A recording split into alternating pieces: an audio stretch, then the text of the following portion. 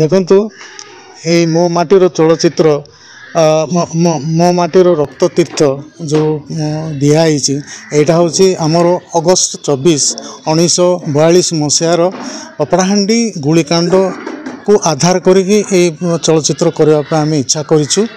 ଆଉ ଏଇ କାର୍ଯ୍ୟକ୍ରମକୁ ଆମକୁ ଦୂରଦର୍ଶନ ଭାରତ ସରକାର ଏଇଟାକୁ ଆମକୁ ମାନେ ସହଯୋଗ କରିଛନ୍ତି। ଆଉ ସେମାନେ ଆଉ ଆଜି ସେଥିପାଇଁ ସେଠର କାର୍ଯ୍ୟବାହକମାନେ ସମସ୍ତେ ଆମ ପାଖରେ ଆସିଛନ୍ତି। ଆମେ ଚାହୁଁଛୁ ଯେ ଆମର ଯେଉଁ ନବରଙ୍ଗପୁର ଜିଲ୍ଲାରେ ଯେଉଁ ଗୁଳିକାଣ୍ଡ ହୋଇଥିଲା ସେଟା ସମସ୍ତ ଭାରତବାସୀ ଜାଣନ୍ତୁ, ସମସ୍ତେ ଦେଖନ୍ତୁ ସେଟାକୁ କ'ଣ ହେଇଥିଲା ସେଠି। ଯେମିତି ଆମେ କହୁଛୁ ଯେ ସବୁଠାରୁ ବଡ଼ ଗୋଟେ ଘଟଣା ହେଇଥିଲା ଜାଲିଆନାବାଗ, ସେଇଭଳି ଘଟଣା ଆହୁରି ଦ୍ୱିତୀୟରେ ଏଇଠି କେବଳ ପାପଡ଼ାହାଣ୍ଡି ନବରଙ୍ଗପୁରରେ ଏବେ ହେଇଛି, ଅନ୍ୟ କୌଣସି ଦେଶର କୌଣସି ଜାଗାରେ ହେଇନାହିଁ।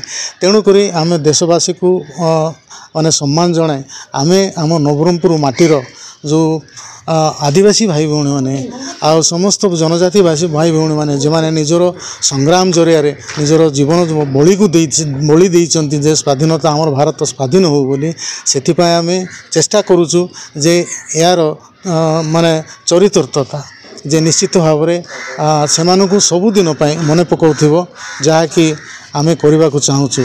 ଆଉ ସେଥିପାଇଁ ସେମାନଙ୍କର ବଳିଦାନକୁ ନେଇକରି ଆମେ ଏଇ ଚଳଚ୍ଚିତ୍ର କ୍ଷୁଦ୍ର ଚଳଚ୍ଚିତ୍ର ଯାହା ମୋ ମାଟିର ରକ୍ତ ତୀର୍ଥ ଆମେ ତିଆରି କରିବାକୁ ଇଚ୍ଛା କରିଛୁ।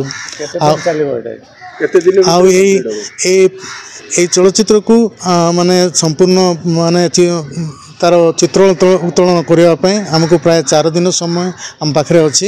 ଆଉ ସେଟା 10 ତାରିଖ 11 ତାରିଖ 12 13 ତାରିଖ ପର୍ଯ୍ୟନ୍ତ ଆମର ଚାଲିବ ଏଇଟା ସୁଟିଂ। ଆଉ ଏଇ ସୁଟିଂଟା ଆମର ବିକ୍ରମପୁର ଗ୍ରାମ ପଞ୍ଚାୟତର ଡଙ୍ଗରିଗୁଡ଼ା ଠାରେ ସେଟା ହେବ। ଆହୁରି ତାପରେ ରେଲୱେ ଷ୍ଟେସନ ଆମର ଜୟପୁର ଯେଉଁଟା ମାଳିଗୁଡ଼ା ଅଛି ସେଇଠି ହେବ। ଆଉ ତାପରେ ଦଶପୁରର ଗୋଟେ ଇଏ ଅଛି ଜାଗା ଅଛି ସେଇଠି ଆମର ସେଠି ହେବ। ଆଉ ସେଇ ସବୁ ପ୍ରକାର ଆମେ ସବୁ ଯାକ ଠିକ୍ଠାକ୍ କରିଛୁ। ଗାଁର ଭାଇ ଭଉଣୀମାନେ ସମସ୍ତେ ଆମକୁ ସହଯୋଗ କରୁଛନ୍ତି। ଆଉ ସେଥିପାଇଁ ଆମେ ମଧ୍ୟ ଇଣ୍ଟରେଷ୍ଟେଡ଼ ଯେ ଆମେ ଅଛୁ ଯେ ଟିକେ ନିଶ୍ଚିତ ଭାବରେ ତାଙ୍କର ସହଯୋଗ। ଆଉ ଯେଉଁମାନେ ଆର୍ଟିଷ୍ଟ ବି ଅଛନ୍ତି ଆମର ଭାଇ ଭଉଣୀମାନେ କେବଳ ନବରଙ୍ଗପୁର ବାସିନ୍ଦା ନୁହନ୍ତି, ନବରଙ୍ଗପୁର ଉମରଗଡ଼ ପାଖାପାଖି ଅଞ୍ଚଳରୁ ମଧ୍ୟ ଅଛନ୍ତି। ଆଉ ଏଇ କାର୍ଯ୍ୟକ୍ରମରେ ସେମାନେ ଭାଗ ନେଉଛନ୍ତି ଏଜ୍ ଏ ଆକ୍ଟର ହିସାବରେ। ଆଉ ମୁଁ ଡାଇରେକ୍ଟର ହିସାବରେ ସେମାନେ ମୋତେ ଗ୍ରହଣ କରିଛନ୍ତି। ଆଉ ସେମାନେ ଇଚ୍ଛା କରୁଛନ୍ତି ଯେ ଏଇଟା ଯେତେ ଶୀଘ୍ର ଆମେ ସେଟାକୁ ଠିକ୍ ଭାବରେ କରିପାରିବୁ। ଧନ୍ୟବାଦ।